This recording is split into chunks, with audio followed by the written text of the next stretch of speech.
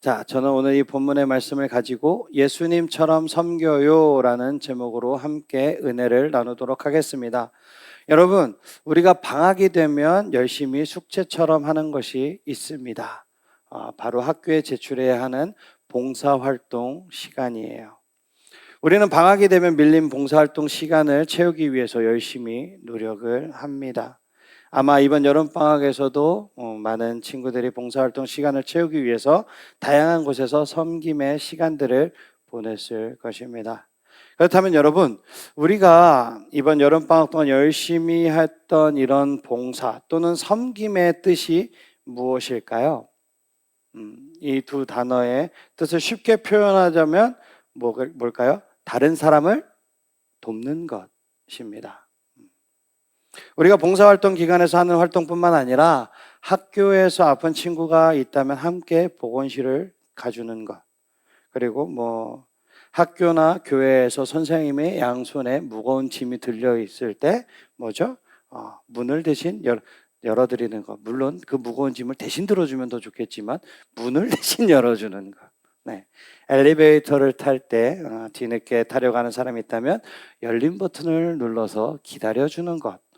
이런 것도 봉사와 섬김이라고 할 수 있어요. 우리는 학교에서만이 아니라 교회에서도 이런 봉사와 섬김의 말씀들을 많이 들어왔습니다. 예수님은 우리에게 다른 사람을 위한 봉사와 섬김을 살라라고 말씀하시고 있어요. 물론 예수님은 우리에게 이러한 섬김의 삶을 살아가라는 명령만 하신 것이 아니에요. 예수님은 이 땅에서 우리에게 봉사와 섬김의 삶이 어떠한 삶인지 그 본을 직접 몸소 실천해서 보여주셨습니다. 예수님의 삶의 모습은 어땠을까요? 오늘 본문의 말씀을 통해서 우리가 그 예수님의 섬김을 보도록 하겠습니다. 예수님은 안식일에 회당으로 가셔서 사람들을 가르치셨어요. 회당은 주전 5세기경에, 그러니까 바벨론 포로 생활 이후로 여러 가지 이유 때문에 성전에 갈 수 없는 그런 사람들을 위해서 집 근처에 마을에 함께 예배를 드리기 위해서 지어진 것입니다. 그러니까 유대인들은 유대인 남자 10명만 있으면 무조건 회당을 짓게 되어 있습니다. 예수님께서는 여느 때와 같이 안식일에 회당으로 가셔서 사람들에게 말씀을 가르치셨어요. 그런데 말씀을 들은 사람들이 깜짝 놀랐습니다. 왜냐하면 그들이 지금까지 들었던 그냥 서기관들의 가르침과 이 예수님의 가르침이 너무나도 달랐기 때문이죠. 서기관들은 하나님의 말씀과 함께 장로들의 전통을 가르치면서 이것을 삶에 준수하도록 요구했어요. 이러한 장로들의 전통은 처음에는 말씀을 더 잘 지키고 하나님 앞에 어떻게 하면 더 거룩하게 살 수 있을까 하는 이런 선한 의도로 만들어진 규칙이었지만 시간이 지나면 지날수록 그것이 사람들을 더욱더 억압하게 했던 거죠. 간단하게 예를 들면 이거예요. 우리 교회에서 롯데마트까지는 걸어갈 수 있어요. 근데 이 롯마를 지나서 노란 건물까지 가면 이게 걸리는 거야. 그러니까 거기까지는 걸어가면 안 돼. 왜요? 일이 되기 때문에 가면 안 되는 거예요. 또 간단하게 우리 어른들은 아실 거예요. 옛날에 주일에 돈 쓰면 안 돼. 짜장면 담임 목사님이 한번 간증해 주셨는데 짜장면이 너무 먹고 싶은데 옆에 교회 애들은 짜장면을 먹으러 가더래요. 근데 우리 교회는 안 되는 거야. 공부도 밤 12시까지, 주일 12시까지는 하면 안 되고. 그럼 12시 지나서 새벽부터 열심히 또 공부하셨다고 하더라고요. 그런 거예요. 그런데 이렇게 예수님의 말씀을 듣던 이 사람들 사이에서 사람들이 피하던 한 사람이 나타났습니다. 바로 더러운 귀신 들린 사람이었어요. 사람들은 그 사람이 더러운 귀신에 들렸다고 피하고 무서워하고 그래서 이제 무시하면서 조용히 그냥 자기들끼리 예배를 드리고 있었던 상황입니다. 아무도 그를 환영하지 않았고 가까이 다가가려고 하지 않았어요. 귀신은 악하고 부정한 존재였기 때문에 귀신 들린 사람도 부정한 존재로 취급을 받았습니다. 그래서 당시 유대 사회에서 귀신 들린 사람은 하나님은 물론이고 가족과 주변 사람들의 관계에서도 단절된 거예요. 아무도 그를 환대하지 않았습니다. 현재를 살아가고 있는 우리 이 시대에서도 이렇게 사회에서 환대받지 못하는 사람들이 너무나도 많이 있어요. 가까이에는 우리 반에서 친구들과 어울리지 못하는 친구들이 있을 수 있고요. 멀리는 우리나라 안에서 저기 보면은 취약계층들, 어렵고 힘드신 분들, 이런 분들이 있습니다. 하나님을 사랑한다고 고백하면서 예배드리는 우리들은 이들에게 어떻게 대처해야 할까요? 지금 우리는 어떻게 대처하고 있었나요, 여러분? 어쩌면 오늘 성경 속 회당 안에 있는 사람들과 같이 애써 외면하면서 무시하고 있지는 않았습니까? 그렇다면 오늘 예수님은 이 사람을 어떻게 대하실까요? 더러운 귀신 사람이 말씀을 전하고 있는 예수님 앞에 나아오자 예수님은 이렇게 반응하십니다. 25절을 크게 한 목소리로 읽어보겠습니다. 시작! 예수께서 꾸짖어 이르시되 잠잠하고 그 사람에게서 나오라. 더러운 귀신 들린 사람이 예수님께 나아오자 예수님은 말씀의 권세로 그 귀신 들린 사람을 고쳐 주셨습니다. 예수님께서 말씀하시자 더러운 귀신은 그 사람에게서 발작을 일으키더니 비명을 지르며 나갔어요.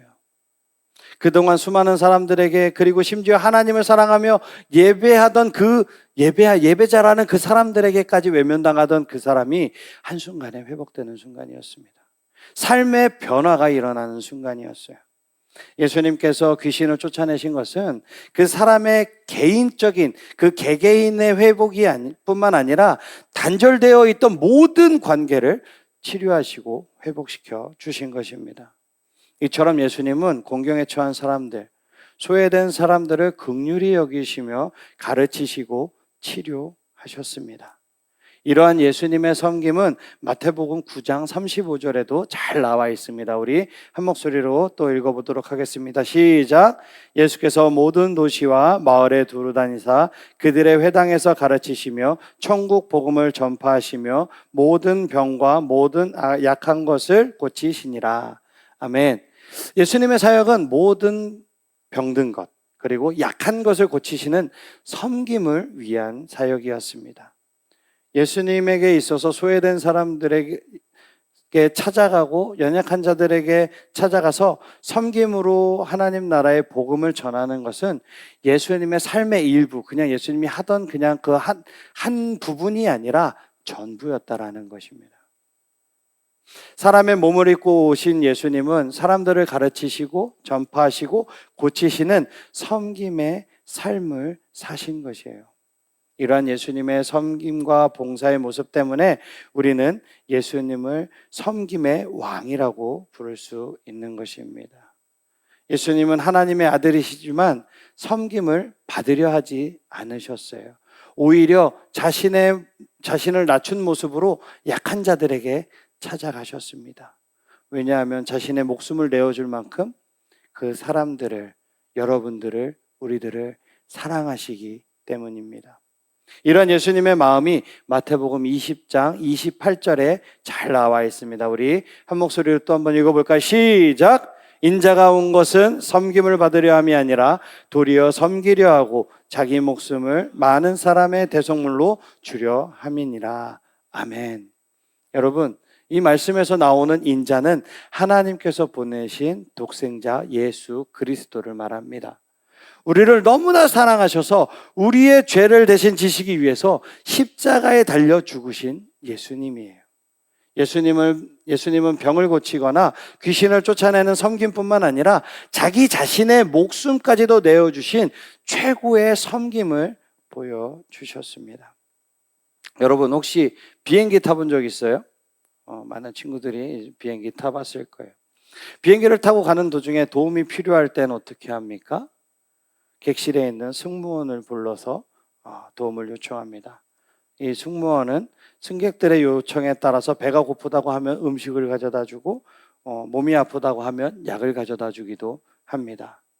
승무원이 승객에게 다가가서 승객이 이야기를 듣거나 서비스할 때 이 눈높이를 맞추기 위해서 자신의 무릎을 꿇습니다. 몸을 낮추는 모습을 보이죠.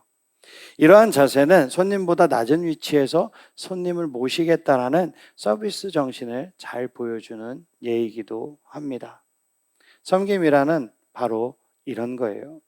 예수님께서 자발적으로 낮아지셨다라는 것은 승무원처럼 우리 앞에서 무릎을 꿇고 우리와 눈높이를 맞추셨다라는 것을 의미합니다. 그런데 승무원과 예수님의 섬김에는 엄청난 차이가 있어요. 승무원들은 정말로 승객들을 사랑하지는 않습니다. 승무원이 승객을 위해서 대신 죽어줄 수 있을까요? 아니요. 어려울 거예요. 하지만 예수님께서는 우리를 위해서 자기의 목숨보다 우리를 더 사랑하셨습니다. 그래서 우리를 위해서 이 땅에 오셨고 우리를 대신해서 죽으셨습니다. 하늘의 그 영광 보좌를 버리고 이 땅에 낮아지시러 오신 것, 다른 거 아니에요. 하나님이신 신이신 이 예수 그리스도께서 이 하나님과의 관계를 끊고 이 땅에 내려오셔서 피조물과 같이 되신 것 자체가 이미 낮아질 대로 낮아지신 거예요. 신과 이 피조물인 인간이 같습니까? 레벨이? 만렙과 이 쪼렙하고 레벨이 같아요? 같을 수가 없는 거예요. 그리고 오시기만 했습니까? 우리를 사랑하셔서 우리의 죄를 위해서 어떻게 하셨죠? 십자가에 매달려 죽으셨다라는 거죠. 하나님이신 예수님이 우리를 살리려고 친히 인간의 몸을 입고 오셔서 생명을 내어주시는 이 사랑으로 우리를 섬겨주신 것입니다.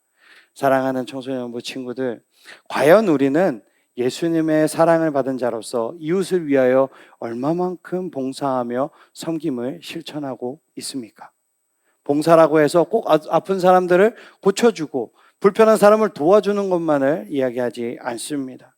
봉사는 가족들에게 아니면 또 스스로 자발적으로 기쁨으로 내가 먼저 낮아져서 무언가를 돕는 거예요. 그리고 평소 생활 속에서 친구들이나 이 선생님들을 겸손한 마음으로 돕고 섬겨주는 것도 봉사입니다. 누군가를 위해서 내가 먼저 낮아져서 섬기는 것을 모두 봉사라고 말할 수 있어요. 그러면 이번 한 주는 오늘의 말씀을 기억하면서 예수님을 따라 이웃을 섬기는 이 섬김의 실천을 하는 한 주가 되기를 주님의 이름으로 축복합니다. 하나님은 우리도 예수님처럼 이웃들을 사랑으로 섬기고 우리를 통해서 모든 사람을 향한 예수님의 섬김이 전해지기를 원하십니다. 예수님의 섬김을 닮아서 이웃을 사랑하고 섬기는 그 모습을 하나님께서는 분명히 기뻐하실 거예요.